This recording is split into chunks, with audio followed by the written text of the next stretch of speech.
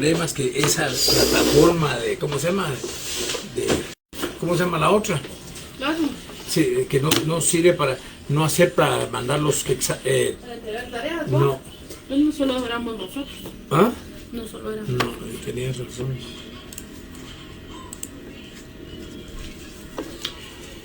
Jóvenes de la sección K, tengan todos muy buenas tardes. Hoy voy a empezar a platicar acerca del libro que se intitula La defensa de la Constitución. Sobre este texto voy a hacer una comprobación de lectura, la cual va a tener una ponderación de 5 puntos.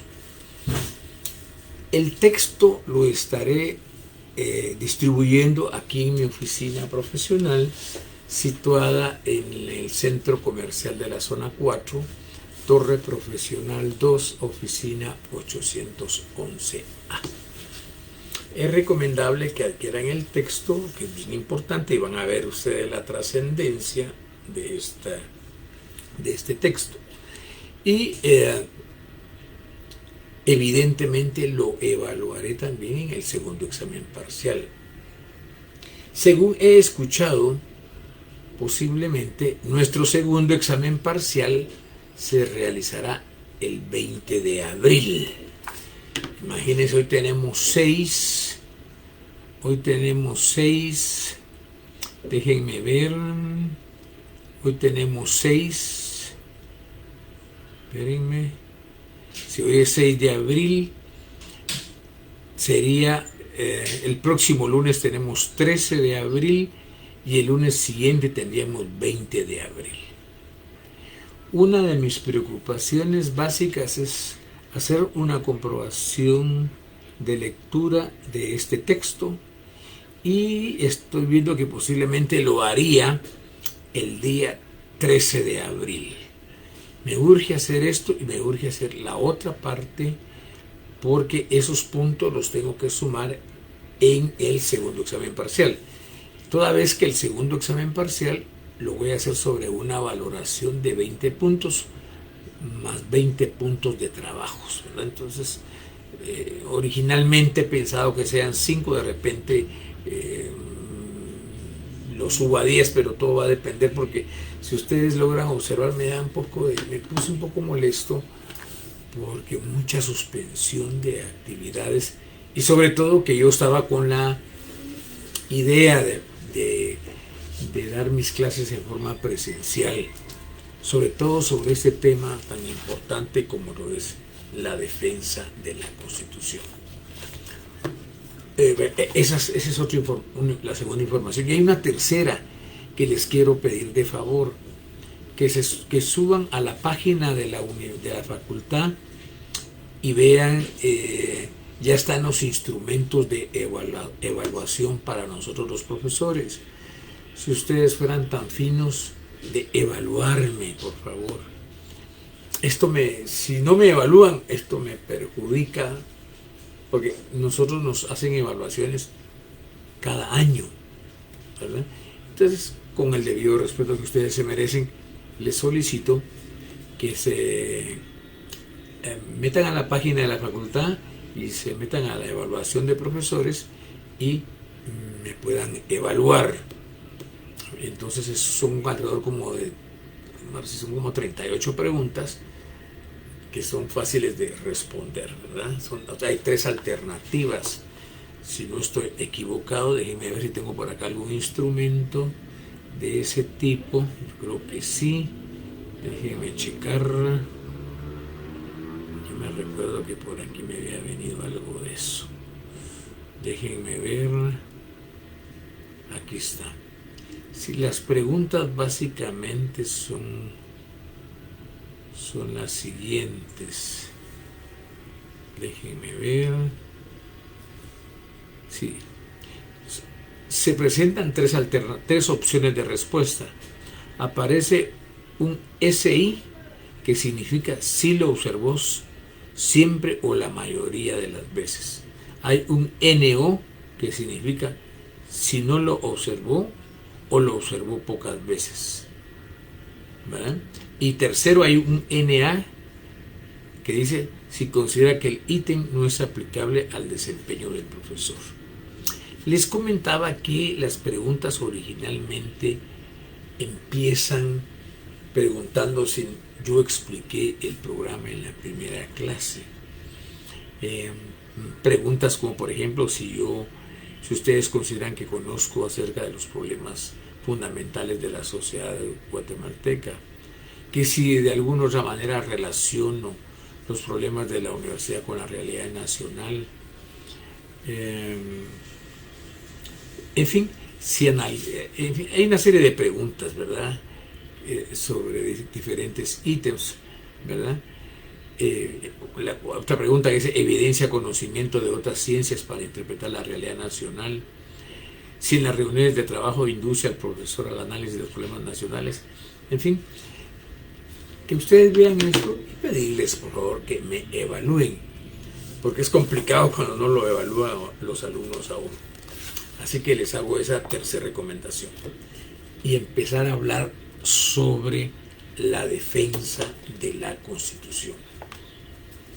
Es indiscutible que hablar de la defensa de la Constitución comporta varios temas. En primer lugar, el tema de los 3 principios fundamentales que tienen que ver con la defensa de la Constitución. Y me refiero al principio de supremacía constitucional, me refiero al principio de imperatividad constitucional y me refiero al principio de legitimidad constitucional. De ello también empezar a explicar dónde se dan los primeros atisbos, los primeros antecedentes de la defensa de la Constitución, dónde se producen estos principios de la defensa de la Constitución. Eso también nos hará hablar acerca de la protección constitucional, que es lo que se conoce como los instrumentos de defensa de la Constitución. Esos instrumentos de defensa de la Constitución son instrumentos de orden político, de orden económico, de orden hacendario, de orden social y los estrictamente de carácter jurídico. Esos son entonces los instrumentos de defensa de la Constitución. Es un tema bastante apasionante. Insisto, esta temática va a ser objeto de una comprobación de lectura, y esa comprobación de lectura arrancará de la página 1 hasta la página, déjeme ver, hasta la página 53. En el tema de los instrumentos jurídicos de defensa de la Constitución, si pueden, tienen la Constitución, que en el libro que yo les he requerido, que es el libro de Compendio de Derecho Constitucional. Si pudieran tener la Ley de Amparo, Exhibición Personal y de Constitucionalidad, sería interesante, porque voy a analizar cómo operan estas garantías constitucionales, o sea, estos instrumentos estrictamente jurídicos de defensa de la Constitución. Y en la Ley de Amparo se analizan 3 institutos sumamente importantes. Por un lado, la acción constitucional de amparo, el habeas corpus y el control constitucional de las leyes. El control constitucional de las leyes por 2 grandes vías: por la vía de la acción directa, que se denomina inconstitucionalidad de leyes de carácter general total o parcial, o bien por la vía indirecta, que es lo que se conoce como inconstitucionalidad de leyes casos concretos. Entonces, es sumamente importante tener el texto, y es un texto que para mí es sumamente importante, que sirve mucho en nuestra formación profesional como futuros abogados. Empecemos hablando de los principios de defensa de la Constitución. Y en ese orden de ideas, el problema de la defensa de la Constitución es un problema que está íntimamente relacionado, íntimamente imbricado con el concepto de la supremacía constitucional. Este concepto de la supremacía constitucional, Hans Kelsen lo formuló en la idea que él denominó la concepción unitaria del ordenamiento jurídico. Y dentro de esa concepción unitaria del ordenamiento jurídico, esta era la concepción de Hans Kelsen.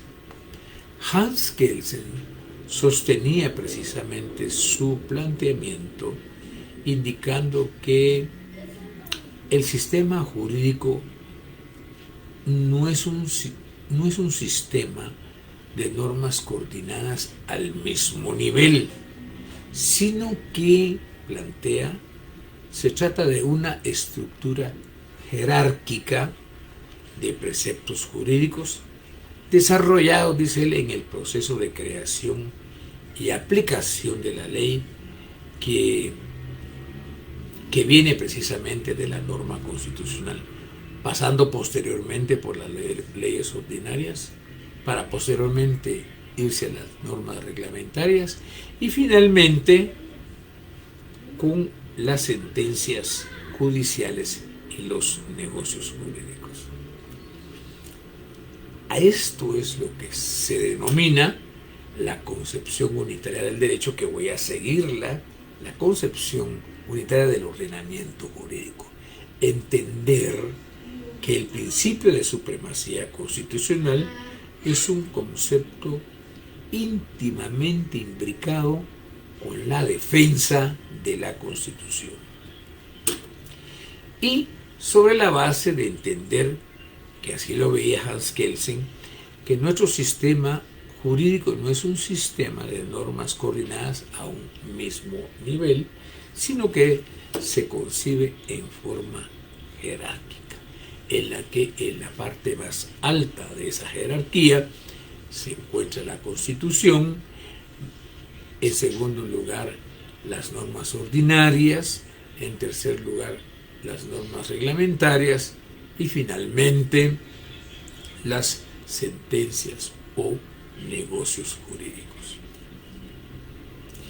Siguiendo ese hilo de conducción y de argumentación del jurista Hans Kelsen, indica dicho autor que esta concepción, esta visión del sistema jurídico ha servido históricamente, desde que se empezó a reconocer este principio, en saber distinguir precisamente las normas primarias o fundamentales de las secundarias o derivados, entendiéndose que el sistema jurídico funciona como una pirámide en cuya cúspide se encuentra precisamente la Constitución, y que a su vez tiene una justificación última dentro de esa concepción que formula Kelsen, porque Kelsen hace el siguiente razonamiento. Dice él que efectivamente en primer orden está la Constitución, en segundo orden las normas ordinarias, en tercer orden las normas reglamentarias y por último las sentencias judiciales o los negocios jurídicos. Pero él se pregunta, y por encima de la Constitución, ¿Qué es lo que existe? Él plantea que por encima de la Constitución está lo que él denomina la norma hipotética fundamental. Es una creación en el abstracto en la que Kelsen sitúa que por encima de la Constitución existe una norma hipotética fundamental. Como su nombre lo señala, es un concepto eminentemente hipotético que funciona en el abstracto. Y Kelsen indica que no se trata de una norma jurídica, sino que más bien se trata de una concepción lógica, ¿verdad?, que nos llama precisamente a respetar la Constitución. Así entonces debemos de entender efectivamente el principio de supremacía constitucional. Este principio se encuentra debidamente regulado, pero me voy a sacar mi Constitución, se encuentra debidamente regulado en la Constitución Política de la República de Guatemala, al hablarnos precisamente de dicho principio.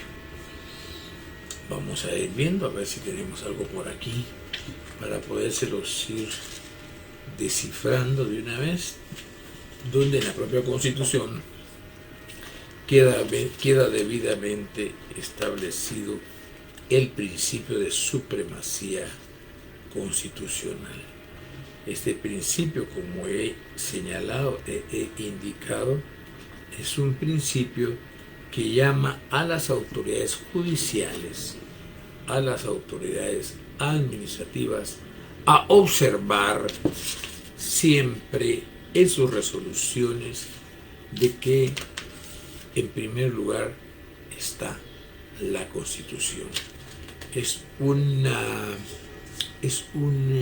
mandato que hace la Constitución a jueces, a autoridades administrativas, que éstas, en la aplicación y resolución de los casos, deben orientarse sobre el principio de la supremacía constitucional. Estoy buscando la norma, pero no la encuentro. Voy a ver si la encuentro, si no, el viernes hablamos sobre este punto. Aquí dice condiciones esenciales de la administración de justicia. Es el artículo 204 de nuestra Constitución. El artículo 204 tiene un epígrafe que dice de la siguiente manera: condiciones esenciales de la administración de justicia. Los tribunales de justicia, en toda resolución o sentencia, observarán obligadamente el principio de que la Constitución de la República prevalece sobre cualquier ley o tratado. Aquí reconoce la propia Constitución el carácter precisamente de la superioridad constitucional. Y el artículo 203 también hace referencia a este principio de supremacía constitucional y dice independencia del organismo judicial y potestad de juzgar. Y dice: la justicia se imparte de conformidad con la Constitución y las leyes de la República. Corresponde a los tribunales de justicia la potestad de juzgar y promover la ejecución de lo juzgado. Los otros organismos del Estado deberán prestar a los tribunales el auxilio que requieran para el cumplimiento de sus resoluciones. Este punto ha sido debidamente desarrollado mediante una sentencia de la Corte de Constitucionalidad que dice lo siguiente: por su carácter extraordinario, el amparo es el garante del acceso a la tutela judicial ordinaria, pero no su sustituto. Por ello, de conformidad con lo preceptado en la Constitución, las cuestiones relativas a la jurisdicción ordinaria corresponde ventilarse ante los tribunales de orden común, cuya exclusiva función está reservada para resolver las controversias de los particulares que no pueden abordarse mediante el amparo, salvo evidencia de vulneración concreta a un derecho. Pero aquí hay algo importante sobre lo que indicaba el artículo 204, que a la Corte de Constitucionalidad también en otra sentencia, refiriéndose a este principio, dice lo siguiente: la jerarquía constitucional y su influencia sobre todo el ordenamiento jurídico tiene una de sus manifestaciones en la prohibición de que las normas de jerarquía inferior puedan contradecir a las de jerarquía superior. El principio de supremacía legal está garantizado por la Constitución, por una parte, la que ordena la adecuación de la ley a las normas constitucionales, y por la otra parte, la que impone a los tribunales el deber de observar en toda resolución o sentencia el principio de que la Constitución prevalece sobre cualquier ley. Del principio de supremacía se deriva el de jerarquía normativa, que impone la coherencia del ordenamiento jurídico, de manera que la norma superior determina la validez de la norma inferior. Esto es interesante porque esa supremacía constitucional resulta que la Constitución política de la República es la que determina la condición de validez material y la condición de validez formal al resto del ordenamiento jurídico. Por eso ustedes ven que cuando se emite una ley siempre dicen con base en lo que determina el artículo tal de la Constitución. Hay una referencia de la Constitución que es la que determina, como he señalado, esa condición de validez formal y esa condición de validez material. Es la Constitución la que lo otorga.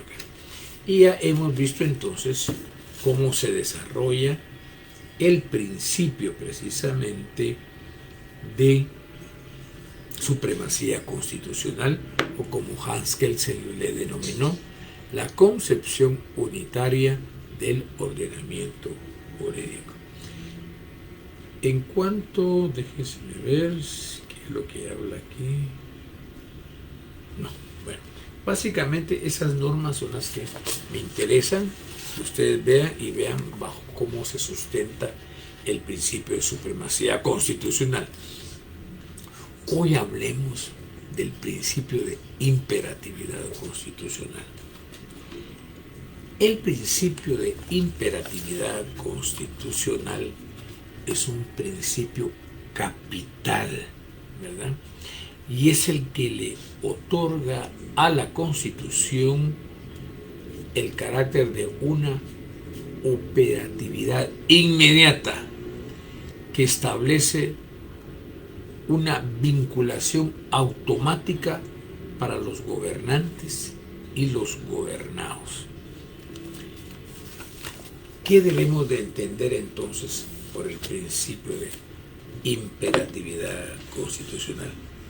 Este principio de imperatividad constitucional lo que nos manda es, y nos ordena, es que gobernantes y gobernados estamos sujetos a la ley y nunca superiores a la ley.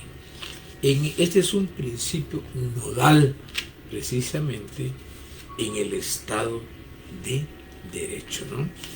En el que efectivamente gobernantes y gobernados debemos mantener el respeto a la ley. Estoy buscando algo aquí donde nos habla de ese principio. Permítanme saber. Por acá creo. Permítanme. Bueno, en lo que encuentro esto, esta norma de la Constitución lo que señala es que efectivamente todos debemos de respetar la Constitución y nunca podemos estar por encima de la Constitución. El artículo 153 de la Constitución nos habla del imperio de la ley. Y este dice, el imperio de la ley se extiende a todas las personas que se encuentran en el territorio de la República. Pero este es bien importante, el siguiente, que es el 154. Función pública y sujeción a la ley. Los funcionarios son depositarios de la autoridad, responsables legalmente por su conducta oficial, sujetos a la ley y jamás superiores a la ley. Los funcionarios y empleados públicos están al servicio del Estado y no de partido político alguno.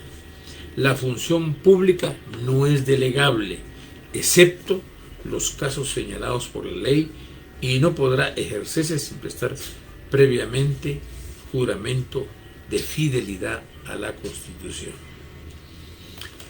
Luego la Corte de Constitucionalidad ya ha emitido una opinión sobre este principio de la sujeción a la ley de la función pública. Y dice, dicha disposición constitucional implica que la conducta del funcionario con el ejercicio del cargo debe sujetarse a la ley y como tal debe responder a las consecuencias de sus actos. En ese orden de ideas se puede afirmar que la Constitución no prevé la posibilidad de eximir de responsabilidad a ningún funcionario en el ejercicio del cargo, por lo que cualquier disposición en ese sentido la contraría y por ese hecho no puede coexistir la Constitución. Lo que está indicando es que principalmente los funcionarios públicos son responsables de la sujeción a la ley y nunca estar por encima de ella. Repito entonces que este principio de imperatividad constitucional es un principio capital, es el que la Constitución tiene una operatividad inmediata y esa operatividad inmediata genera una vinculación automática para gobernantes y gobernados, que se fundamenta en que gobernantes y gobernados debemos de respetar la Constitución. Y ya hemos visto cómo la Constitución nuestra nos habla de que los funcionarios son depositarios de la Constitución y las leyes, ¿verdad? Y que su conducta oficial debe estar encaminada en esa dirección. Bueno, hemos agotado entonces el principio de imperatividad constitucional. Es un principio que no nos da chance de, yo si quiero cumplo la Constitución, si no quiero no cumplo la Constitución. Por el contrario, se trata entonces precisamente de un principio sumamente importante, principio de imperatividad constitucional. Bueno, ya abordamos el primer principio, ya abordamos el segundo principio, hoy vamos a abordar el principio de legitimidad constitucional. Este principio de legitimidad constitucional es un principio que viene a ser precisamente la base de la estabilidad política y constitucional. Y la pregunta que nos formulamos es, ¿qué tipo de constitución defender? ¿Verdad? Una constitución va a ser legítima solo cuando es reconocida, no simplemente como una situación de hecho, sino que por el contrario cuando tiene la fuerza y la autoridad del poder constituyente en que su decisión es reconocida. Recordémonos que toda constitución es elaborada por un poder constituyente. Y eso es lo que precisamente le da una única legitimidad y que hoy es aceptada, es la legitimidad democrática, basada precisamente en la idea de que el Estado es efectivamente la unidad política de un pueblo y que el modo y forma de la existencia política se determinan por la libre voluntad de la comunidad. Consecuentemente, una constitución es legítima únicamente cuando es producto de un consenso popular libre y democráticamente obtenido. Entonces, el problema de la legitimidad lo encontramos precisamente en que para que tenga una debida legitimidad debe ser el resultado de un poder constituyente en el que hayan intervenido todas las fuerzas sociales de un país y que sean las que hayan construido o elaborado esa constitución. Y como se ha dicho, ese poder constituyente debe ser la expresión genuina de la voluntad del pueblo, surgida precisamente de una libre determinación mayoritaria y no hallarse viciado por el fraude, el soborno y la violencia. La representación entonces política significa, por un lado, la participación directa e indirecta del pueblo en el poder y por el otro lado, la única forma de legitimación de la autoridad y de justificación de obediencia. Hay algunas características fundamentales que le dan ese carácter, ¿no? Y es que efectivamente una constitución va a ser legítima cuando han intervenido todas las fuerzas sociales y esto le da un carácter de mayor autoridad, cuando es el resultado del consenso popular. Pero sin él no interviene precisamente el poder popular, no está revestida de esa característica, ¿no?